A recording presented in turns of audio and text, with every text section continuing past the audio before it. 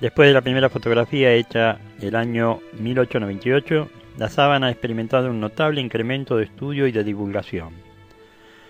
Observen las dos fotografías proyectadas. Ambas son de Pío XI, que fue papa desde el año 1922 al año 1939. Está escogido porque fue el primer papa de este siglo que se ocupó explícitamente de la sábana y de la difusión de sus imágenes. Cuando se hace una fotografía se verifica un doble cambio. Lo que en el objeto se encuentra a la derecha en la película impresionada negativo pasa a estar a la izquierda, y lo que en el objeto está claro, en el negativo aparece oscuro. Cuando después se estampa, tomando como base el negativo, las cosas tornan a su sitio como en el objeto original. Obsérvese el cambio de lugar del lunar y la inversión del claro-oscuro de los dos rostros. Bueno, ¿y qué ocurrió con la sábana? Al fotografiarla, el negativo reveló con claridad la figura del hombre como si fuese positivo, es decir, como solemos ver nosotros a una persona. Quiere esto decir que las huellas del hombre de la sábana se han comportado como un negativo fotográfico. Esto constituye una ulterior prueba de la autenticidad de la sábana, en cuanto que el negativo óptico no podía ni siquiera sospecharse por la técnica antes del descubrimiento de la fotografía, que tuvo lugar en el siglo XIX. En el negativo, la figura blanca del hombre destaca sobre el fondo negro del lienzo. En el positivo, fondo pálido y figura oscuro sepia, difuminada, se observa con dificultad. El difuminado es la característica de esta figura. Revela la armonía y la proporción, pero no define el contorno, que queda un poco en el misterio. Invita a interpretar y a meditar, no a medir, por eso impone. Vamos ahora a adentrarnos en la lectura detallada de las huellas de la sábana, confrontándolas con cuanto narran los evangelios. Sin fatiga e inmediatamente vemos a un hombre contusionado y llagado, desde los pies a la cabeza. El siervo doliente, Isaías capítulo 53, versículo 3. La armonía entre los datos del Evangelio y las huellas de las sábanas resultará evidente. Siguiendo la narración evangélica, después del arresto del Jueves Santo, Jesús fue interrogado en casa de Caifás sobre su doctrina y sus discípulos. Jesús respondió: ¿Por qué me preguntas? Pregunta a los que han escuchado lo que yo he dicho. Ellos saben lo que yo he hablado. Apenas había pronunciado estas palabras cuando un guardia le dio una bofetada diciendo: ¿Así respondes al sumo sacerdote? Esto está en Juan capítulo 18, versículo 20 al 22. Y aquí vemos la señal de esta bofetada. A la izquierda de ustedes, sobre el negativo, son evidentes dos tumefacciones, dos golpes, uno sobre la órbita y otro sobre la mejilla. Esta se prolonga hasta el labio y el mentón y altera la posición del bigote y de la barba. Obsérvenlo atentamente y van a ver todo esto que les estoy diciendo.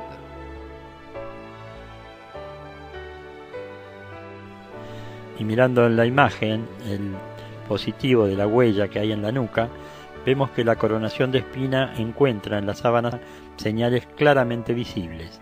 No se trató de un cerco, sino más bien de un casco o yelmo, hecho de espina, que provocaron copiosas hemorragias en toda la cabeza y que interesaron primero a los cabellos y después a la sábana. Como podéis observar en lo alto de la derecha, la huella de la nuca está sembrada de manchitas. Oigamos lo que dice el Evangelio. Entonces los soldados del gobernador condujeron a Jesús al pretorio y reunieron en torno a toda la cohorte. Después de haberlo despojado, le revistieron con un manto rojo escarlata y entretejiendo una corona de espinas, se la pusieron sobre la cabeza, con una caña en la mano derecha. Después, mientras se arrodillaban ante él, lo escarnecían diciendo: «Salve, rey de los judíos».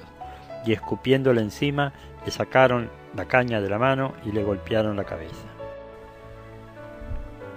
También en la frente se ven las señales de la coronación de espina. Sobre ella es característico un derrame sanguíneo en 3 hilillos debido a la coagulación de la sangre entre las arrugas.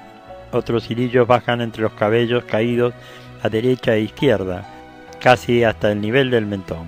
Destacan sobre la sábana con un vivo color rosáceo. Estando extendido el cuerpo, puede preguntarse cómo pudo recibir la sábana las huellas de la espesa cabellera que cae sobre los lados. Probablemente esto es debido al gran sudario que, pasando por debajo del mentón, estaba atado en lo alto de la cabeza y servía para tener la boca cerrada. Tal sudario se hizo pasar por debajo de la barba y a lo largo de la parte posterior de las mejillas, sobre las orejas. Las partes laterales de la cabellera quedaron situadas en la posición horizontal del cadáver, por encima del sudario, y de este modo pudieron dejar clara la impronta sobre el lienzo. Por eso el rostro se reproduce sobre el lienzo según las leyes de la proyección octogonal sobre una superficie plana, sin sufrir alteraciones. Jesús, antes de ser crucificado, fue sometido al suplicio de la flagelación. El evangelista Juan afirma: Pilato mandó a prender a Jesús y lo hizo flagelar. El flagelo consistía en un látigo cuya empuñadura tenía 1 a 2 cuerdas de cuero, rematadas en su extremidad por bolas de plomo o de pequeñas pesas o de vértebras de animales que golpeaban y descarnaban. Las 2 manchas que se descubren en el cerco son señales de un golpe de látigo. Las narraciones que hacen los historiadores sobre la flagelación son horripilantes. Sobre la víctima desnuda y atada descargaban los golpes por todas partes, especialmente sobre la espalda, hasta la extenuación. Acá, aclarando algo, también hay flagelos de 3, así que serían de 1, 2 o 3 tiras de cuero. El cuerpo del hombre de la sábana está todo cubierto de heridas y contusiones. Podemos contar muchísimas señales de golpes de látigo. Si prestamos atención, vamos a ver marcas en todas partes. Se va a ver marcas desde la parte de arriba de todo del torso hasta la punta de los pies, donde se ven todas esas marcas que mostrábamos en la diapositiva anterior.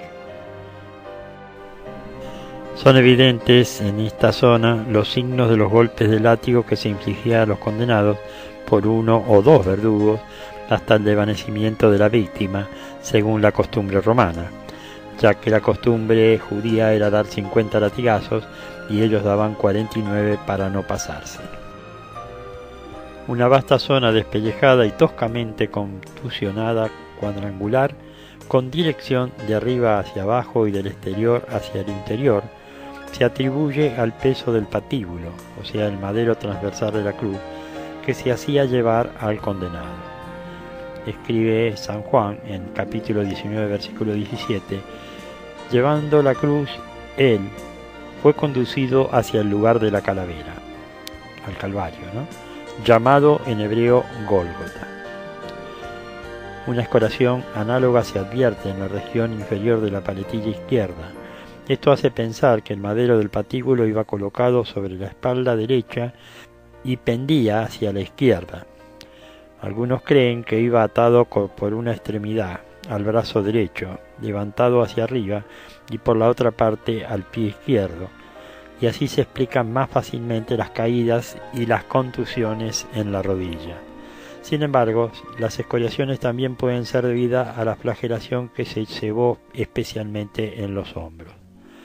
El patíbulo que cargó Jesús debía tener cerca de 1,60 m y pesar por lo menos 20 kilos, pero hay quien calcula un peso de 45 a 50 kilos, carga enorme para un extenuado de fuerzas, como era el Señor cuando se encaminaba al Calvario.